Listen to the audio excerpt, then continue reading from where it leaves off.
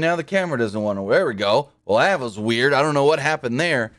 If it's not one technical issue, it's another. But with that, guys, we finally got everything running right-ish. My buttons on my tablet to control the stream aren't working, so some graphics ain't going to be popping up, but we'll figure it all out as we go. We're live. We're good. We're here. It's Friday. We got Smackdown. We got Rampage. What's going on? Hey guys, it's Tim, and this is Pro Wrestling Unlimited. We're here to talk about AEW Rampage. Then we'll talk about Friday Night Smackdown. I thought the shows both were pretty good. I thought they were about even. I thought, as far as Rampage and Smackdowns do go, I thought the shows themselves were about equal, about even. So that's good.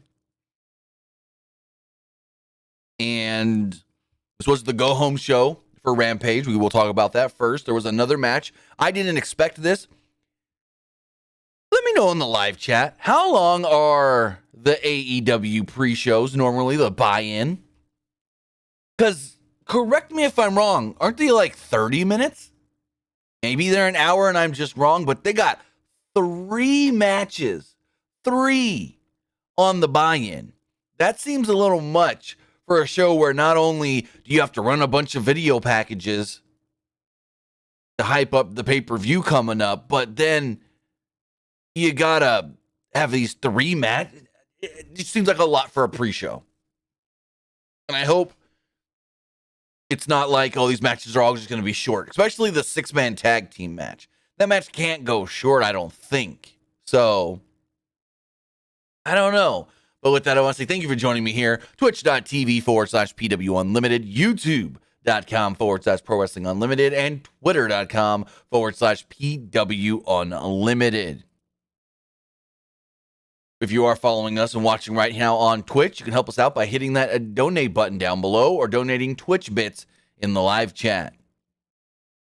Also, you can help us out by subscribing to the channel one of 2 different ways. You can either subscribe with a tiered subscription, or you can subscribe with Amazon Prime. Remember, if you have Amazon Prime, you have Prime Gaming. And Prime Gaming gives you a lot of cool things. Prime Gaming gives you free video games, like right now, Madden 22. It gives you free stuff for games, like a cool luchador outfit for Fall Guys Ultimate Knockout. But the one thing it always gives you that never changes is 1 free subscription to any Twitch channel you want to subscribe to throughout the month. And I'd greatly appreciate it if you subscribed right here, Pro Wrestling Unlimited. But on the flip side, if you're watching over on YouTube, you can help us out over there as well with a super chat or a super sticker donation. Super chats are the best way to make sure your comment, question, or concerns do get read live on the air. But also you can hit that join button to become a channel member and a member of the Unlimited Army. As a member of the Unlimited Army, you get early access to news, early access to podcast episodes, early access to non-news videos, and so much more. But if you say, yeah, I know we can do that, but I also know YouTube takes a cut. How can I do it more directly? Well, that's at patreon.com/PW Unlimited. And finally, head over to the Epic Game Store.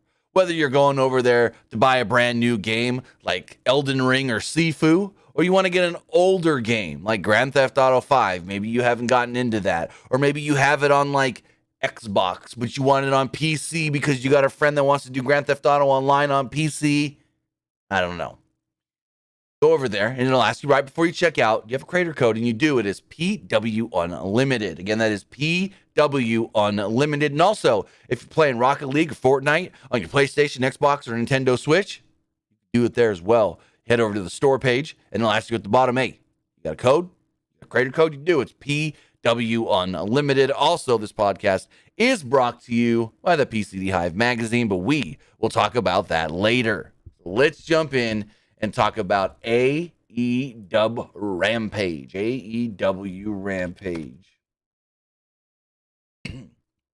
AEW Rampage kicked off with a triple threat match for the TNT Championship. It was Sammy Guevara defending against Andrade El Idolo and Darby Allin, and they told us right off the bat, everyone is banned from ringside.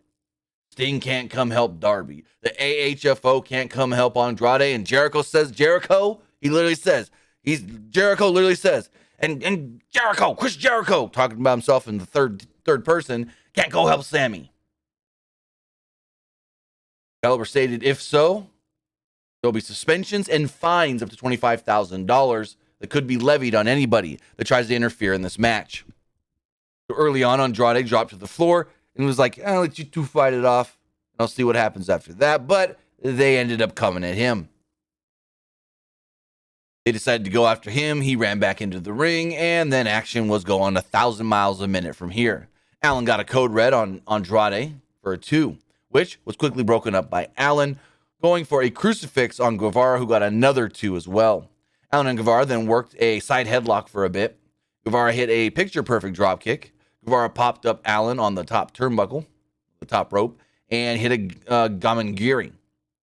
He went for a superplex, but Andrade slipped in and walked Guevara out of the corner and hit a powerbomb, while he was holding on to Allen for the superplex and an insane like Tower Doom spot. Andrade had control of the match here, and the show went to its first picture-in-picture break. Back from the break, Andrade hit the Three Amigos on Guevara, with the last suplex sending Guevara into the turnbuckles. Andrade then took Allen down with an inverted backbreaker. Andrade went for a moonsault on Allen, missed, and then hit Guevara with a standing moonsault for a 2. All three men got to their feet and exchanged strikes. Allen and Guevara worked together for a bit to get the advantage on Andrade, but stopped cooperating, and Allen sent Guevara to the floor. Andrade went to the top, but Allen crotched him. This then hung him upside down on the ropes. Guevara then came in out of nowhere with a coast-to-coast dropkick. Frickin' fantastic. Guevara set up for a springboard on Andrade on the floor, but before he could do it, Darby Allin dove through the middle ropes with a high-speed tope for a near fall. But when Allin returned to the ring, Guevara caught him with a small package for a 2, which set up a rapid fire of series of moves. At one point, Andrade rolled up Guevara for a 1, and then deadlifted him into a powerbomb for a 2. Then we got the finish. Allen hit a flip stunner on Andrade, who then walked right into a GTH. Before Guevara could make the cover, though, Allen threw him out of the ring, went to the top, and hit the coffin drop. As he went for the pin, 1, 2, Sammy breaks it up with Swanton, Santon, whatever you want to call it. He then throws Darby off of Andrade, goes for the pin, pins Andrade, 1, 2, 3, Sammy Guevara retains the TNT Championship. After the match, Sammy tried to shake hands with Darby, but Darby was not having any of it. And I wonder if this is going to play into the match at the pay-per-view, because Sammy and Darby, along with Sting, have to work together in the trios match, the Tornado Trios match. So we'll see if this plays into that or not. Then next up, I'm not into this Alex Amberhantence being a dark character kind of. I don't get it. It's whatever. You know, we got Penta, whatever they call him, Oscuro, Penta Escuro, I think is what it is, which means like Dark Penta or Penta Dark or something like that. And then Aberhantence has to come out here dressed like a druid. I don't know. It's just not doing it for me. It just seems a little much. But basically, Aberhantence made a challenge for the pay-per-view. That it's the 3 of you in the House of Black against us. You may think that we're outnumbered, but it's really not. House of Black then popped up on the video wall, on the big screen, and they accepted. The lights went out, and when they came back, House of Black were in the ring. Aberhantence clarified, we never said the third man is here in the ring right now. Out would then come Eric Redbeard. Yes, Eric Redbeard, of all people, would make his way down to the ring, followed by a gaggle of security. They tried to keep everybody separated, but Redbeard took them all out. House of Black retreated through the crowd, and yeah, they announced that this match will be taking place on the buy-in. It is the House of Black, Malachi Black, Brody King, and Buddy Matthews, against Pac, Penta, and Eric Redbeard. Of all people, Eric frickin' Redbeard. Who saw that coming? Who the heck saw that coming? Not this guy at all. Then we got a very interesting segment with Scorpio Sky and Dan Lambert. And Dan Lambert said that he went and he talked to Tony Khan, man. And next week on Dynamite, Scorpio Sky, the real true number one contender to the TNT Championship, is going to get a shot at the title. But he had to make a, I guess you could say, deal with Tony Khan. So this Sunday at the pay-per-view, he agreed to bring Paige VanZant to sign a contract with All Elite Wrestling. So yeah, I don't know if this is a storyline contract or a real contract, but it looks like AEW may have signed Paige VanZant. And now the big question is, you got Paige VanZant in AEW, you got Ronda Rousey in WWE. Who is the bigger difference maker when it comes to popular MMA stars now in wrestling? You know what I mean? I think you'd have to go Ronda. Just saying. Now, I know WWE wanted Paige VanZant like 3-4 years ago, but then she's like, oh, I'm too busy. I got all these other things I got to do. She had Dance with the Stars and some other stuff, and she turned them down, basically. Well, no, it was more of they wanted her to come in for a SummerSlam to test the waters. She said she couldn't because her schedule wasn't right. And they basically just like, okay, never mind. We're not interested anymore. And then I think they got interested one more time, I think, and it didn't work out again. So yeah, WWE did try to get Paige VanZant. I want to say before they had Ronda, or around the same time they had Ronda. I can't remember. No, it might have been 2018. So they already had Ronda in 2018. So it was right after they got Ronda. Next up, we had Keith Lee versus J.D. Drake. And Justin Roberts got a new way to announce Keith Lee. He goes, he is limitless. Keith Lee. And I'm like, all right, you got to go that. He is limitless, not just the limitless or limitless Keith Lee. It's he is limitless. Go, whatever. I like on commentary, I can't remember who it was that said it. It may have been Jericho. Look how big Keith Lee is. And Taz goes, look how big that guy behind you is. Powerhouse Hobbs is a big guy. I love that by Taz. Taz didn't miss a beat when Jericho's like, look how big Keith Lee is. And Taz was just like, yeah, but look how big the guy behind you is. Powerhouse Hobbs is big. Then they tried to say that J.D. Drake was as big as Keith Lee. I don't know about that one, but he's still a bigger guy. So, yeah. If they chopped each other a few times, and then the show went to commercial after Lee trucked him with a pounce. Back from the break, Drake hit a cannonball on Lee in the corner. He followed this up with the moonsault for a 1. They stated that outside of AEW, they have faced off before, with Keith Lee picking up that victory. So if J.D. Drake were to be able to win, I think that's what they said. I think it was, yeah, it would have been 1-on-1, but we knew that wasn't going to happen. So Keith Lee catches J.D. Drake on a crossbody and hoists him up on his shoulders, hits the Big Bang Catastrophe and pins him. Pick up the victory. Most of this match did actually take place in the picture-in-picture, which did stink because it was like a 6.5, 7-minute match, and like 4 of it was under commercial break. So that did stink.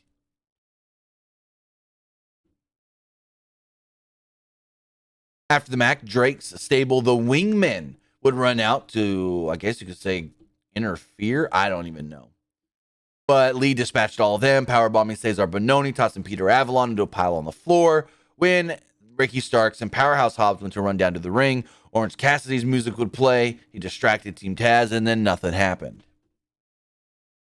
In the back, we got a video of CM Punk being checked on Wednesday after the brutal assault from MJF. Punk's white t-shirt was caked in blood. This was fantastic. A very intense promo. He said that he's going to have to come and give the devil his due. And MJF has unleashed a monster. And this monster is coming for Maxwell Jacob Friedman this coming Sunday. He's better than you. If you think about it, Maxwell's whole thing, MJF's whole thing is I'm better than you and you know it. But who's been saying the I'm better than you line for almost 20 years now? Oh, yeah, that's CM Punk. But CM Punk, if you guys don't remember CM Punk's old school ROH and indie anti-drug, anti-alcohol promos, it was a lot of, my dad was an alcoholic, And I never wanted to be like him because he was a mean drunk and I'm better than him. And I want to find the video, see if I can find the clip on YouTube. There was an indie show in Europe that CM Punk was doing, and he went out into the concessions and was just berating all the people in line. He's like, oh, you guys are wasting your time. You're out here waiting to spend such dollars on a beer. You drink alcohol. That's just going to ruin you and this and that and da-da-da-da-da. He's like, I'm better than all of you alcoholics. Like, it was a great promo. So, yeah. So the whole I'm better than you thing, Punk's been doing that for frickin' forever. Tony Schiavone then interviews Jade Cargill and Mark Sterling. Sterling bragged about putting in the contract that, well, Jade can't be touched until 48 hours before the match. And I go, well, that don't make no sense. Then all of a sudden up comes Anna Jay, and she goes, hey, so 48 hours, huh? And then Ty Conti runs in and kicks Jade in the face. And she goes, it's less than 48 hours. You have less than 48 hours till I'm the champ, bitch. And I'm just like, AEW overuses the word bitch way too much with their women. It's kind of just not, I get it. It's supposed to like come off edgy and stuff, but they use it too much. I think they overuse the word bitch, especially Jade, because she's like, this title, the TBS title, it's that bitch show. And then when Brandy was there, she was always calling everybody bitch as well. So it's like, I think they're overusing the word, and it's not meaning what they want it to mean. Attitude, aggression, not PG. So that's just my opinion, though. Cincinnati says, well, she got touched. She got touched less than 48 hours before the show starts on Sunday. And the contract was Ty Conti can't touch Jade until at least 48 hours before the match. It's stupid. It doesn't make any sense at all. But that's what they did. And then Jericho said, that Mark Sterling, he's a stupid, dumb lawyer. We then had Serena Deeb's 5-minute Professor's Challenge. This was crap. These are all been crap. And she beat her in 58 seconds. Nothing to say. It was, she took on Layla Gray. Tony Schiavone then interviewed Eddie Kingston, and Eddie Kingston goes, hold on. Ain't the pay-per-view on Sunday, Schiavone? He's like, well, yes. He goes, what am I doing here? Why am I here tonight? It's Friday. He's like, well, I want you to talk about your matchup coming with Chris Jericho. He's like, let's kill kayfabe. He says he promises to leave Jericho lying in the ring and says, Sunday, you'll see me on the pay-per-view. Get it on your providers and pay-per-view things and whatnot. Hey, they got peanut butter cup pie in the catering. Let's go eat that, Schiavone. Basically like, why do I got to be here and talk? I want to fight. Just like he said a couple weeks ago to Jericho. Hey, I'm not here to talk about a match. I'm here to have a match. And then tonight, he basically said the same thing. Well, why you got me here? The match ain't till Sunday, right? We had our main event promo. Ethan Page sounded a little bitter that both he and Christian Cage debuted last year, but only Cage got promoted as a, quote, Hall of Fame talent. Yes, I did, Fonzie. Thank you. Fonzie did just remind me. I actually did not write it down in my notes because I didn't write anything down for the Serena Deeb match other than who the opponent was. Hikaru Shida returned afterwards and ran her off into Serena Deeb, that is. Ran her off into the, what's it called? The crowd. Thank you for reminding me on that, Fonzie. Cage was like, hey, I was the real Hall of Fame talent that debuted last year at Revolution. Cage then promises, you know what? Scorpio Sky wins that TNT title next week. I'm gonna take it from him and make him a transitional champion. And we got the whole Mark Henry. Well, that's enough talking, gentlemen. It is time for the main event. The main event was a 9-minute match, or just shy of 9 minutes. It was Chris Cage against Ethan Page, with the winner advancing into the face of the Revolution ladder match. I thought this would be Ethan Page. Nope. Gave it to Chris Cage. Cage, Rage. I don't even know. Yeah, it all rhymes. So Cage dumped Page to the floor and hit a baseball slide early. A good chunk of the match took place during the split screen, unfortunately, just like the Keith Lee match. When they returned, Cage was battling out of a bear hug. They went to the floor, and Christian took Paige down with a spinning DDT. Back in the ring, Christian got a near fall with a sunset flip. Cage countered a power slam attempt and reversed a DDT for a near fall. Cage came back with the cutter for a near fall, and at this point, I was like, okay, this is a pretty good match. But then I looked at my other screen and I go, oh shit, Ben Rhodes just wrecked. Cage came off the top with a diving headbutt for a near fall. And I'm like, ooh, I don't know, bad neck and head and concussion stuff. I don't know if Christian should be doing that. Diving headbutt, but whatever. Christian went for a spear, and Paige charged in with his own flying shoulder block for a 2. Paige went for the ego's edge, but Cage escaped and hit the spear for a 2. Cage went for the kill switch, but Paige countered it and sent Cage to into the post, shoulder first. Paige got up from the ego's. Paige got up for an ego's. Paige got Cage up for an ego's edge, but Cage slipped out, caught Paige with the kill switch, and picked up the victory, advancing into the ladder match this weekend. After the match, Jungle Boy and Luchasaurus would make their way out to the ring to celebrate with Christian. As they do that, out would come the Young Bucks and Red Dragon. From the floor, O'Reilly and Jackson each kind of managed to nab one of the belts. Then Red Dragon and the Young Bucks began arguing like they've already won or they're the champs or someone's the I don't even know what this was. This was just a lot of hens clucking at each other. I got a belt. No, I got a belt. It was crap. This is Luchasaurus grabbed the belts back, though. Jungle Boy nailed all 4 with a dive to the outside. It was all right. Too much hens clucking. Yeah, I'm the champ. No, I'm going to be the champ. No, I'm going to be the champ. Hey, all y'all, shut the fuck up and he'll just beat you all on Sunday. That's basically what it was. That was it. Overall, pretty good show, though. I do have to say. But with that, that was AEW Rampage. Let's check the polls. See what you guys thought of Rampage. As far as the Twitch poll does go, 100% of you liked this show. As far as the Twitter poll does go, 77% liked tonight's Rampage. 12% did not like Rampage. And 9% thought it was just all right. And finally, the YouTube poll, 69% liked the show. 18% thought Rampage was just all right, and 13% did not like tonight's Rampage. Now let's get the poll going for SmackDown.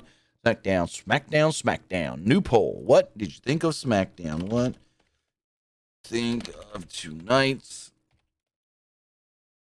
There's an H in think. Smacketh down. Layeth the smacketh down. I liked it. It was all right. I didn't like it. All right, polls live on Twitch. Get it up on. It's right live on Twitter. I put that up earlier, but you can only do one poll at a time on Twitch and YouTube. I liked it. It was all right.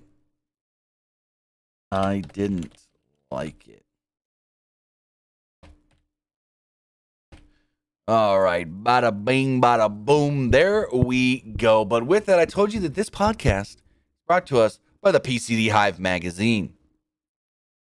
Issue number 1 of the PCD Hive magazine is available now to purchase digitally.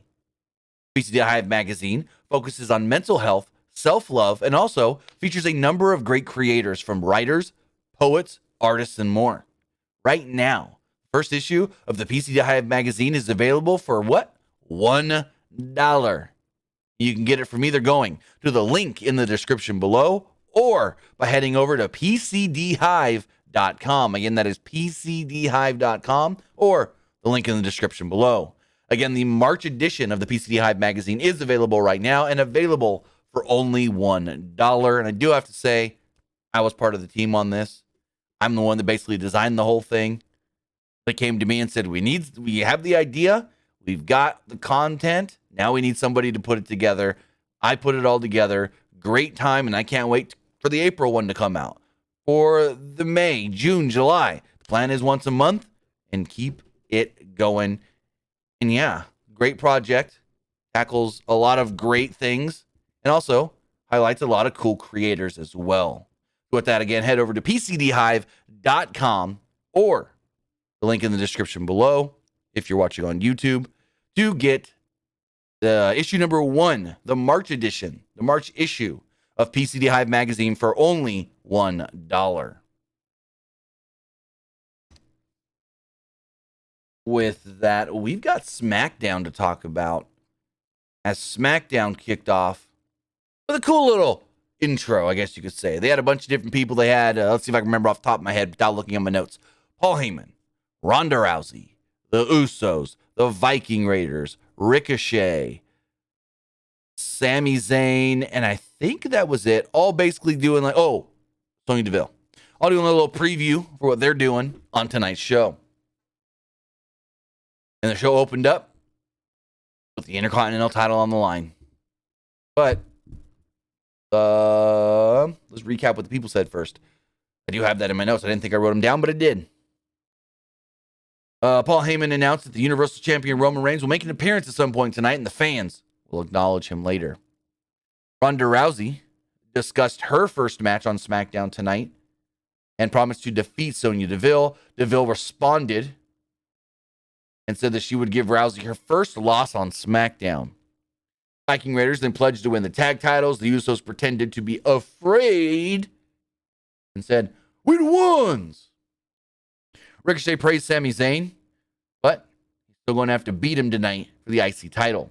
Zayn mocked Ricochet's high flying and guaranteed that he'd retain the title. Zayn then made his way out to the ring. As the match was about to start, they recapped Sami Zayn attacking Johnny Knoxville last week. And then we got a 9.5-minute fantastic match for the Intercontinental Championship. So Ricochet and Sami Zayn tied up here very quickly, but then Ricochet rolled up Zayn right at the bell, basically.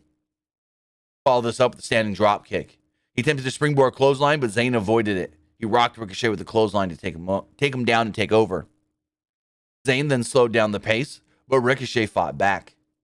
They ended up fighting on the apron, and Ricochet went for a super kick, but Zayn caught his leg and hit him in a half Nelson suplex. Right on the apron, the hardest part of the ring. Back from the break, Ricochet did a sunset flip into a Hurricane Rana, but Zayn countered into a sit-out powerbomb for a near fall. Ricochet fought back and hit a moonsault for another close fall. Followed this up with a space-flying tiger drop to a huge reaction from the crowd and Pat McAfee. Pat McAfee basically goes, "Hi, Ricochet. He's not an Olympian, but you're seeing a man that could do things that most other men in this world can't do." Ricochet climbed to the top rope, but Zayn cut him off.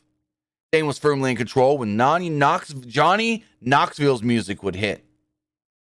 Knoxville would walk out and distract Sami. Ricochet took advantage of this, caught Zayn with a Hurricane Rana, and pinned him to become the new Intercontinental Champion. Yes. Sami Zayn lost, and Ricochet is the new Intercontinental Champion. Michael Cole and Pat McAfee then discussed the lineup, and then Cole turned his attention to Pat's interview yesterday with Vince McMahon. They showed highlights from the Pat McAfee show, including McMahon announcing that he himself will induct The Undertaker into the Hall of Fame, and Vince offering Pat a match at WrestleMania. Then they showed Mr. McMahon's office, and Cole said, "Hey, I think next we're going to find out who your opponent is for WrestleMania, Pat." And Pat goes, "Really, Cole?" This is a pretty good segment. McAfee's sitting there, and Michael Cole goes, "I think we're going to find out soon who your opponent is." Now would come Austin Theory. Austin Theory's like, "Hey, hello, you may not know me. I'm from Monday Night Raw. If you don't watch Raw and only SmackDown, I'm Austin Theory. And I'm the protege of Mr. McMahon." He gets into the ring, and he looks right at Pat McAfee, and he goes, "You're dumb. You're an idiot. Mr. McMahon tricked you yesterday. He doesn't like you." He's like, "I think Mr. McMahon loves me." And then the one thing I didn't like about this segment was that Pat was kind of snarking at Austin Theory here. Live crowd only heard Austin Theory, so they didn't hear anything Pat said, which, I mean, he didn't say much, and I don't know how it would have came off if it was really needed, but I think it was a little bit. He said, to be honest, McMahon wants to see somebody shut Pat McAfee's mouth at WrestleMania. Says that he talks way too much. Theory and McAfee. Theory then said that I am going to be your opponent. They go face to face right at the commentary table. Theory then slaps Pat McAfee, knocks his headset off of his face, and goes to walk off. You hear Pat then go, "Hey, get back here, you little bitch." And from the other side of the ring, up on the ramp, he takes a selfie, and Pat's up on the desk like, "Come on, come on." And that's when he yells, "Get back here, you little bitch." And McAfee's furious. He acted like he didn't know Theory. Blamed Michael Cole. He's like, "Who is this guy? Who's that little punk kid? Cole, you set me up here." And Cole's like, "I didn't know any of this. I didn't know what the heck's going on here. I don't know what this all was." And Pat's standing there, and he like looks around, and the crowd goes crazy for him, and he goes to put his headset on. He's like, "What the f-?" And he almost says, "What the fuck?" on live TV. He's like, "That damn kid broke my headset." And he like puts the headset down, and he's got to grab another headset, and he puts the other headset on. And he's like, "Rah, rah, rah." Give me 1 second, guys.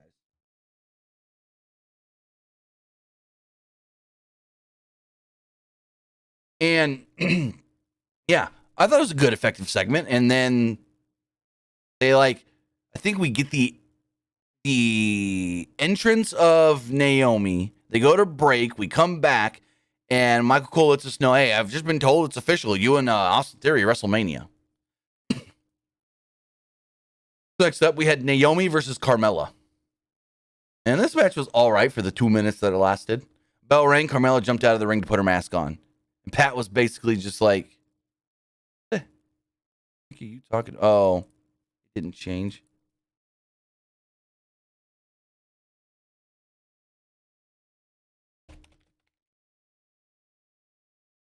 Give me 1 second, guys.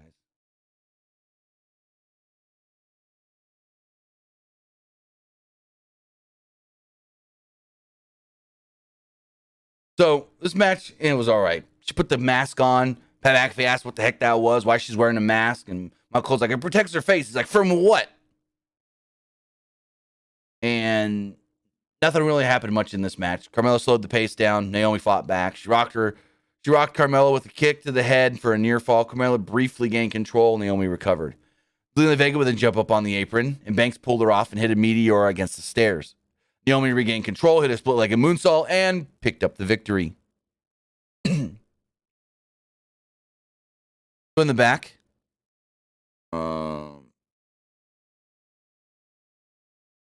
so in the back, Happy Corbin and Madcap Moss were having a little poker party with a bunch of, I guess you could say, friends. And then he's like, "Hold on, we gotta get through this hand really fast. I want to watch the McIntyre match up next. Like, I'm gonna beat that guy at WrestleMania." And Corbin made fun of McIntyre and this and that. And McIntyre took on Jinder Mahal in a 2-minute match. And the match is going on. The match first starts, and Pat goes, "You know what, Cole? This is the first time I've ever seen Jinder Mahal live. Guy's huge. He's jacked." Mahal scored a near fall early on and slowed down the pace with a chin lock. McIntyre fought out and hit a belly-to-belly suplex to take over. Followed this up with a second suplex and a neck breaker. Shanky jumped up on the apron, but McIntyre knocked him off. Mahal tried to take advantage and went for the Colossus. McIntyre broke free, hit the Glasgow Kiss, and then the Claymore to pick up the victory. So, of course, Drew beats Jinder. 2 minutes. That's it. After the match, Kayla Braxton jumps in all energized. She's like, "So you're going to take on Happy Corbin at WrestleMania. What are your thoughts? Are you worried about Corbin and Madcap Moss?" He's like, "I'm going to end Happy Corbin's undefeated streak. He's been undefeated since he's been Happy Corbin, but I'm going to stop that." Corbin, Moss, and the friends wanted to watch McIntyre's interview. Moss tried to make a joke about it, and Corbin seemed a little worried about McIntyre. To recap the Roman Reigns Brock Lesnar contract signing from last week. We then had Rick Boogs and Shinsuke Nakamura making their entrance. I think earlier, before this, though, we got another one of their Toyota segments where they were up in Sonoma County, Northern California, and they went on a big old hike. And there was a joke where they were like, "Oh, you got your snack?" Boogs was like, "You got your snack?" And he's like, "Yeah, I got my snack." He's like, "Can you hold my snack? My bag's a little full." And he hands him a big old 6-foot sub. So then they're walking through the woods and whatever. And it's where they were. I've been there a couple times. Beautiful. Beautiful up there, up north. And he was like, hey, you think I could suplex one of these trees? And then like the next shot is Boogs, and he's got one of the trees that have fallen. And he's just, whoo, whoo, whoo. It was pretty funny. But Boogs comes out and he does the, hey-oh, hey-oh. And he goes to do the Nakamura entrance. Nakamura makes his way out to the ring, and then they get attacked by the Usos, SmackDown Tag Team Champions. They beat down Nakamura and Boogs. Cole and McAfee were very confused. And then out came Roman and Paul Heyman. They all came down to the ring, the Bloodline, that is. Mr. Banks says, where was Nakamura and Boogs at? So they were in Northern California, up near Sonoma County. I've been up there. I've been to the exact, like I say, forest area they were in. And I've been up there a couple times to go to the coast. And I've been up there for the NASCAR race. Great, beautiful area up there. They call it wine country. It's not as beautiful in the summertime when everything is dry and dead and brown and tan yellow. Like all the weeds and stuff are dead and everything's dry. But in like the winter, springtime, even fall a little bit, beautiful up there. The rings got a mixed reaction at first, and then the fans broke out into a loud Roman chant. Pat McAfee goes, people here in Miami love their tribal chief. Reigns took the mic and demanded, Miami, acknowledge me. Reigns noted that he defends his title tomorrow night in Madison Square Garden, and so does Brock Lesnar. And he finally said what I've wanted him to say for weeks. I want Brock Lesnar to win tomorrow. I want Brock Lesnar to walk into WrestleMania with the WWE Championship, so then when I beat his ass, he hands me the title, and then I will be the man at the end of WrestleMania with $5 million of pyro going off, holding up the WWE and the Universal Championships over my head. He said, Lesnar's going to walk into Dallas and just hand me that belt. He then said, wise man, yes, my tribal chief. What was that line you always say?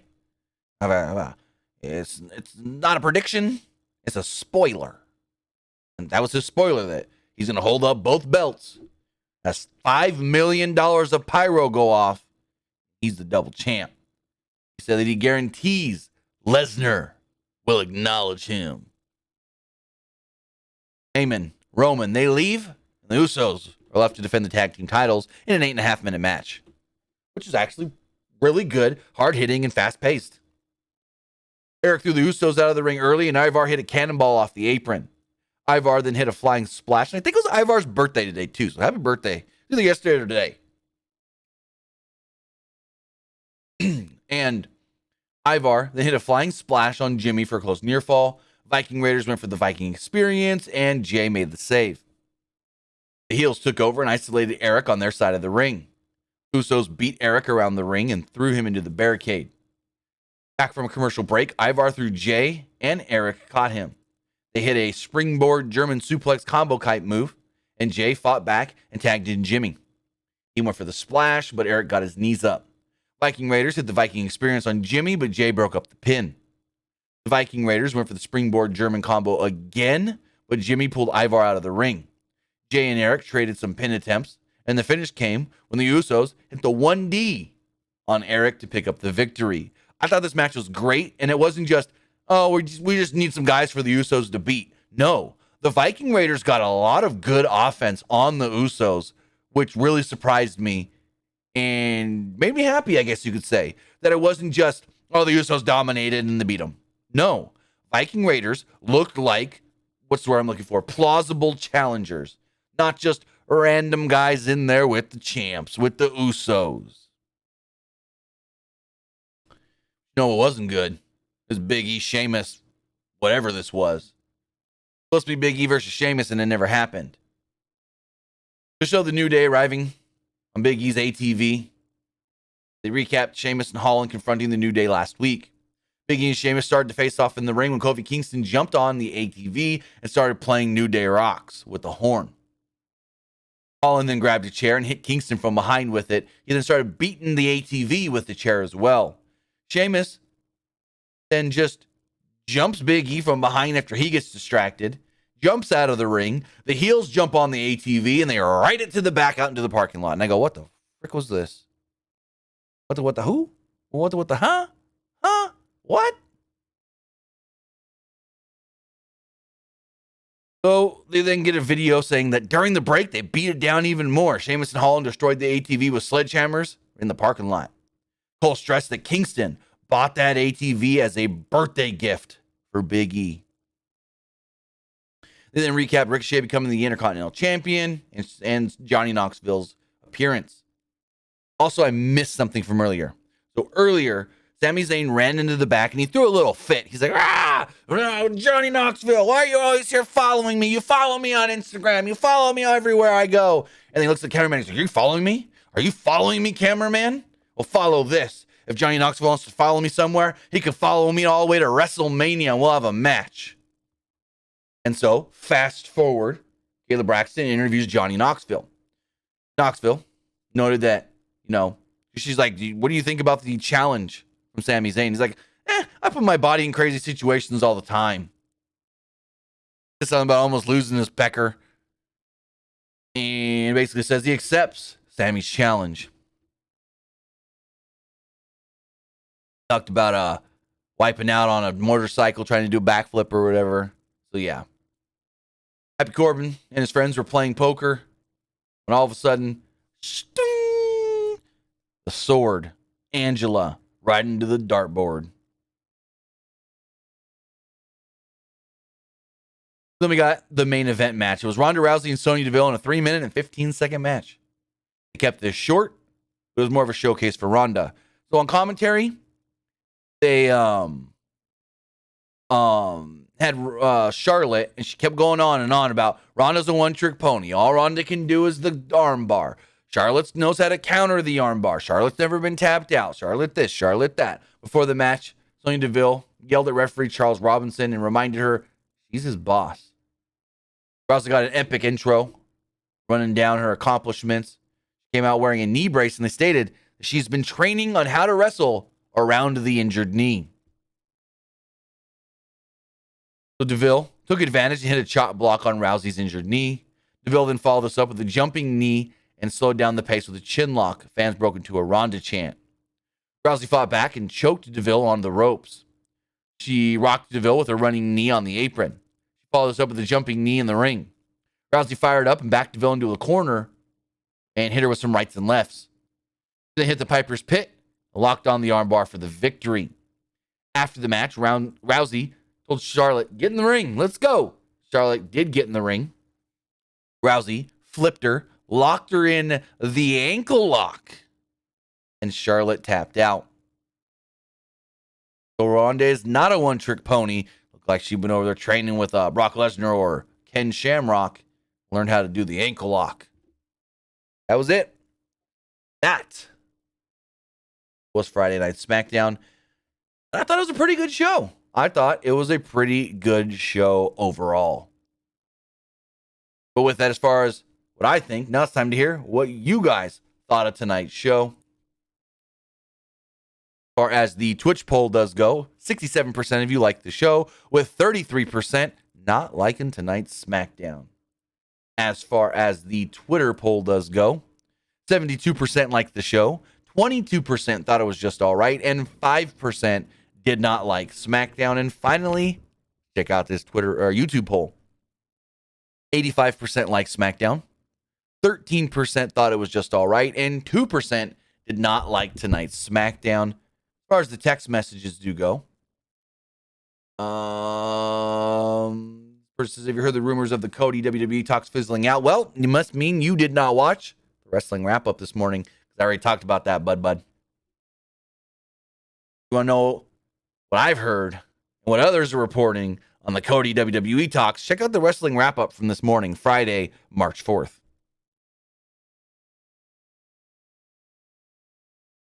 This person says, when it comes to Vince's interview on Pat's show, I like how Vince is like 76 and still squats 1,000 pounds. What was your favorite moment from the Pat interview? Just Vince being a real guy and not being any gimmicks. I loved that there was no gimmicks.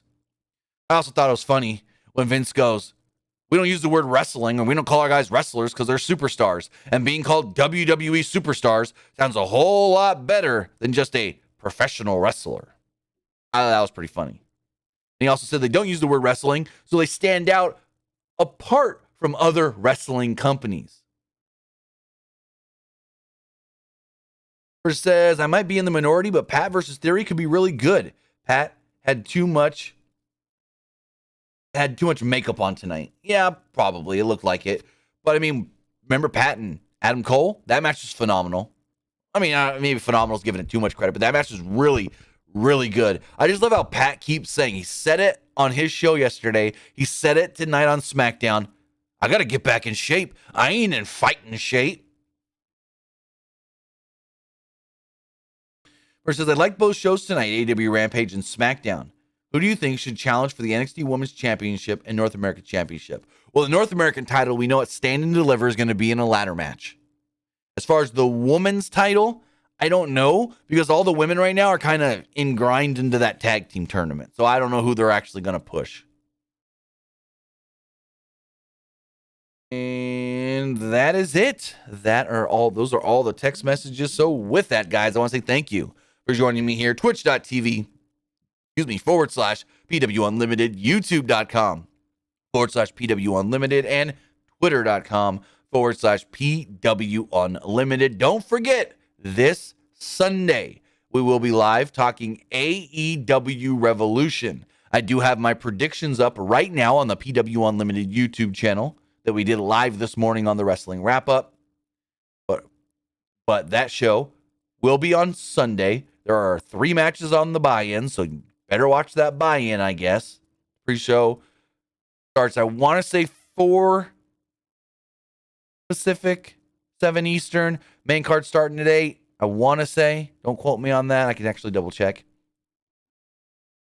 Nope. AEW Revolution. Also, congratulations to AEW. Basically making $1 million on ticket sales today for Double or Nothing.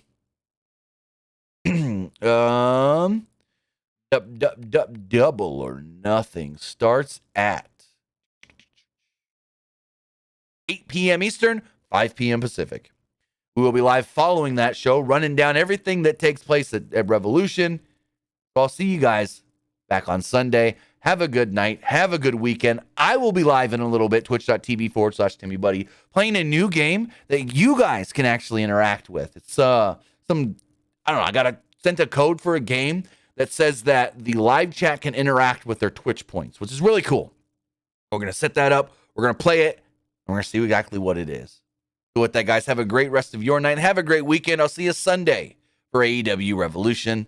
Have a good one.